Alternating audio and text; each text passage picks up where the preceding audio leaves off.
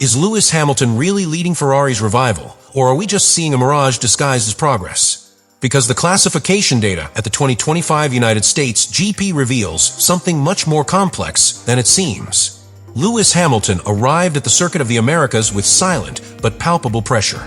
After a turbulent start in Australia and experiencing internal tensions at Ferrari since his signing, the United States GP qualifying session was presented as a kind of public examination. The result, a lap of 1 minute and 32.912 seconds that left him in 5th position. Nothing spectacular if seen only in the timetable. But that's the trick of numbers. They can hide more than they reveal. 4/10 off pole, but just a few thousandths behind his direct rivals, Hamilton was, for the first time this season, the reflection of a driver who is not only adapting to the environment, but beginning to rewrite it. The direct comparison with his teammate Charles Leclerc, who qualified just ahead, highlighted one of the keys to this session. The Briton was no longer simply trying to understand the SF-25. He was molding it in his own way. And this classification cannot be understood without looking back, specifically at the Singapore Grand Prix. It was there that an openly critical Hamilton questioned the team's operating methods. He demanded calm in procedures, precision in calls from the wall, and greater coordination at key moments of the weekend. In Austin, for the first time, those demands materialized. Ferrari implemented profound but silent changes. They adjusted the way they prepare the tires before flying laps, restructured the track start orders to avoid traffic in Q3, and established a clearer communication channel between engineers and drivers.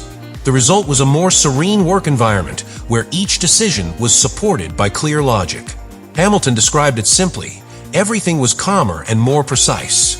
But that phrase hides an organizational transformation that could mark a turning point in the team's season.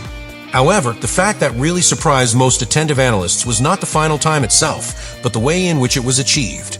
The telemetric records revealed that Hamilton dominated the third sector of the circuit, the most technical and demanding, where Ferrari had constantly suffered in previous races against Red Bull and McLaren.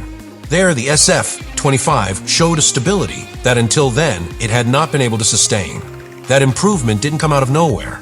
Ferrari implemented a new engine map specific to that track and made adjustments to the front suspension that improved the car's transition into medium-speed corners.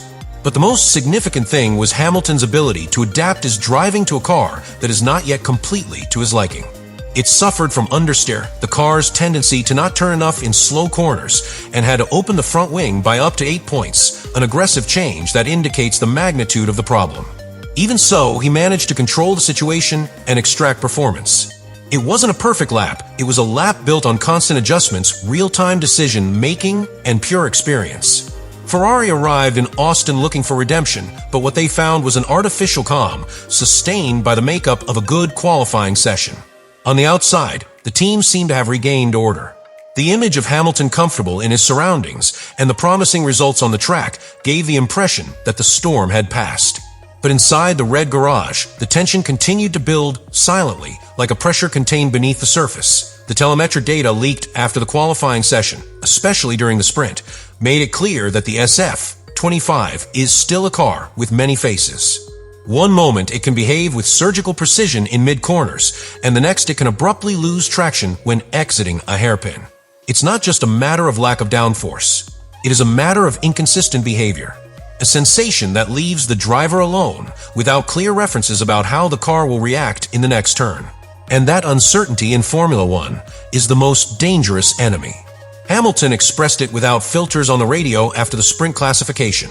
Open complaints about the lack of traction, overheating of the brakes, and a car that, in his words, does not respond as it should to the push. These are statements that are not heard in a stable team. They are symptoms of a system that still does not find coherence between its technical discourse and its operational execution. In other words, Ferrari still doesn't have a reliable car to compete for championships, and they know it. The situation worsens if we analyze what happened with Charles Leclerc. As Hamilton adjusted his car to suit his style, Leclerc seemed increasingly disconnected from the car. The Monegasque, who in previous years had been in charge of driving over the Ferrari's structural problems, was now unable to find his balance. His frustration was evident. During training and qualifying, his body language with the engineers changed. It was no longer a collaboration, it was an ongoing discussion about which direction to take. Leclerc expressed his discomfort with the braking distribution, the unstable behavior of the rear axle, and his dissatisfaction with the proposed configurations. The most disturbing thing is that, despite these warning signs, no prolonged technical meetings were reported after the session, nor were any major changes observed in operating procedures. It is as if a culture of denial had been established within Ferrari. The idea that with small superficial improvements, everything can be held in balance. But that calm is an illusion, because the SF-25 is not only a capricious car on the track.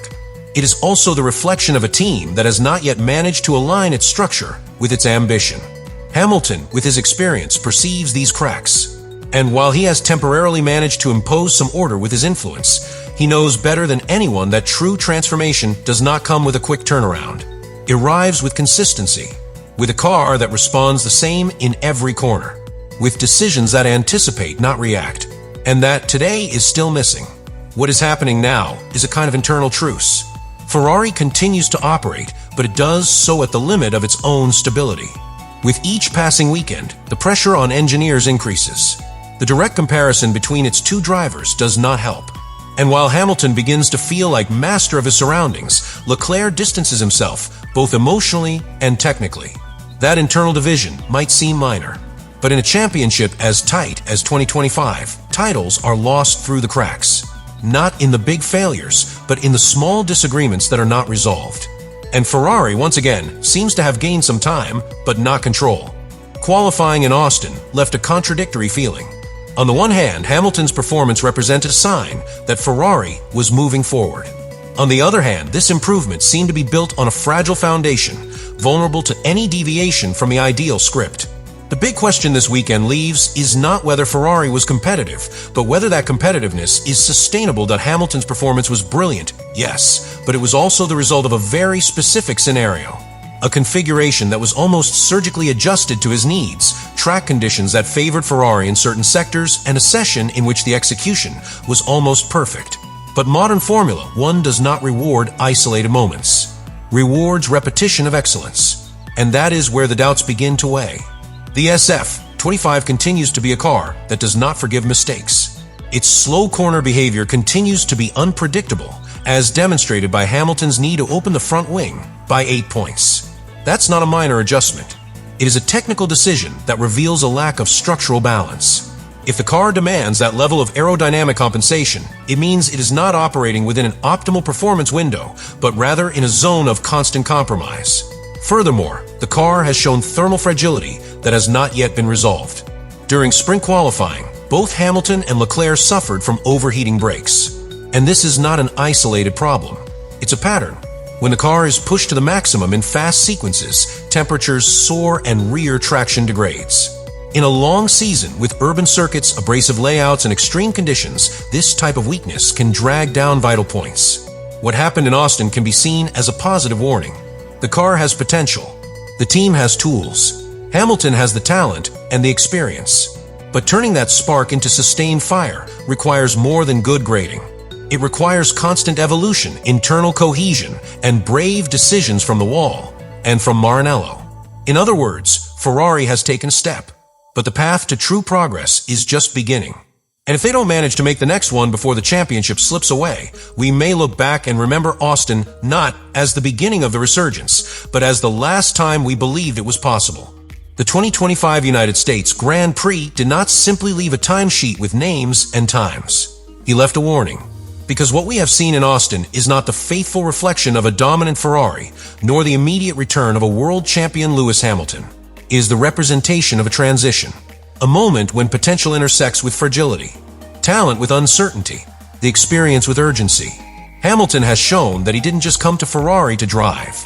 It came to transform, and he is achieving it. But transforming a structure like Ferrari with all its history, its internal policies, its institutional pressures, and its technical fears is not a weekend challenge. It is a fundamental battle. And although the British driver has hit the first big blow on the table, the board is still in motion. Qualifying in Austin was a powerful postcard, a moment of clarity in the middle of a year that until now has been full of questions. But it still doesn't answer the most important question. Can Ferrari sustain this? Can Hamilton find in this environment the stability that he did not have in his last years at Mercedes? And can a team that has historically sabotaged itself finally break out of that cycle? Leave it in the comments what you think about all this.